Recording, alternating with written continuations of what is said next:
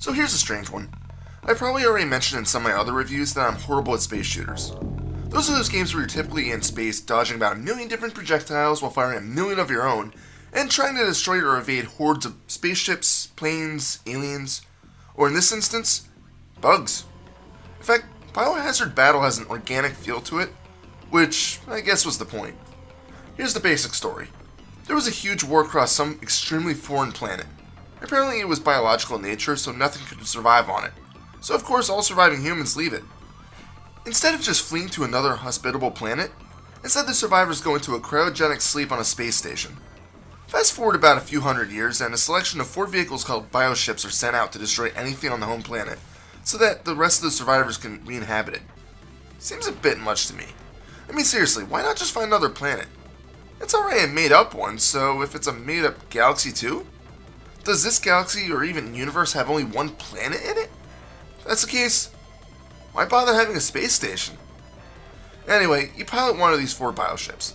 It may take some getting used to, because the ships do seem to move faster than many other shooters I've played before. Because of the speed, it's very easy to accidentally drive right into a projectile, enemy, or unwanted weapon power-up. Enemy projectiles are difficult to see as it is. They're small red dots, and in some areas they blend in perfectly with the environments. I swear that this is a mandatory rule when making games in this genre. Anyway, that's not the only reason why this game is difficult, but let me start from the beginning. You pick one of 4 ships. Each one has a different look to it, but the only real difference between them is the selection of sub-weapons or familiars it gets. For example, one ship, the orange power-up might give you a homing laser. For another, it might give you one of these large orange rebounding rings. Granted, many of the ships have some of the same weapons, but each has something different about it with its weapons, so picking a ship is in reality picking your sub-weapons. Once you pick your bioship, you start the first stage. Your bioship comes out of the space station and starts to drop to the planet's surface. The first stage is ridiculously easy. There's plenty of weapon power-ups to let you figure out what you want to try. It's basically an experimentation stage. However, don't let the simplicity fool you, because halfway in the second stage, the game decides that you've had enough practice in terms of the game's difficulty switch from easy to holy shit, what the fuck? Enemies start flooding the screen, a rail can appears several times, and speed increases tremendously. It's like, okay, you've had enough. It's time to die now. The third stage doesn't even give you that practice feel, it just throws you into the fray. Okay, now it's a typical shooter. Let's talk about that little familiar real quick. It's always with you, so you'll never lose it. Instead, every time you die, its weapon power drops a level. For some weapons that's not so bad, but for others, it really sucks. Your familiar is circled around your ship while you move.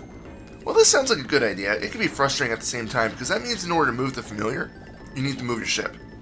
Your familiar can block projectiles and damage enemies by touching them, but that means you actually have to maneuver your ship to get the familiar in the right spot. More often than not, this causes death, not salvation. I don't know, maybe if you're good at this kind of game, you can get it to work well, but I sure as hell can't. Perhaps by now you notice the music. It takes advantage of the Genesis' bassy sound and makes the music feel like a tribal beat. Is bassy even a word? Well, if it isn't, it is now. Anyway, I'll admit I didn't like the music when I first began the game, but it does grow on you a bit, because it does start to feel appropriate. Your sound effects, on the other hand, are pretty mediocre. The graphics, though, they're impressive. Everything from the environments to the enemies are detailed extremely well. Even the wings on the flies have a textured look to them.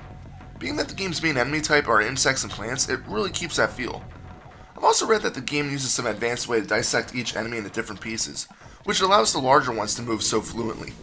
The forest level is the first time you really notice this, with the huge flying creatures, the leeches, and that oddly shaped walking thing. Overall, Sega did an amazing job with the visuals. Perhaps one of the biggest faults with Biohazard Battle is the lack of a rapid fire option. This is inexcusable. Why, in a shooter like this, don't you have a rapid fire option? If you hold down the fire button, your shot will simply charge up, releasing a huge torrent blast which does tremendous damage. But there's 3 buttons on the Genesis controller, so why not have one to move to familiar, one to shoot regularly, and one to charge your shot?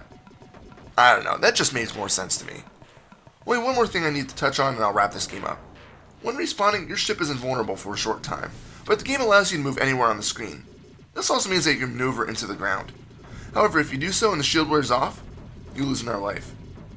With the fast speed that Biohazard Battle already has, you might be finding some cheap deaths. I wasn't able to finish this game. In fact, I only got to level 4, the Caverns. I think there's 6 or 7 levels, but due to both my lack of skill for horizontal shooters and the extreme difficulty, I didn't get very far.